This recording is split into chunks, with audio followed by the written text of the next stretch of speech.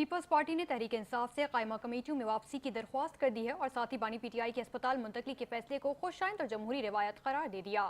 Peoples party کے وفد نے اپوزیشن سے ملاقات کی جس میں مختلف امور پر بات کی گئی۔ چیئرمین بلاول بھٹو زرداری نے قومی اسمبلی کی اپوزیشن چیمبر میں محمود خان اچکزئی اور علامہ راجہ ناصر عباس سے ملاقات کی۔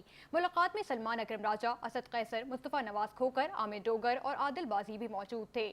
چیئرمین بلاول بھٹو زرداری اور حزب اختلاف کے قائدین کے درمیان پارلیمانی امور اور ملکی سیاست پر تبادلہ خیال ہوا۔ اپوزیشن کے اعلامیے میں کہا گیا ہے کہ بلاول بھٹو نے حزب اختلاف کے قائدین سے پارلیمانی کمیٹیوں میں شامل ہو کر فعال کردار ادا کرنے کی درخواست کی۔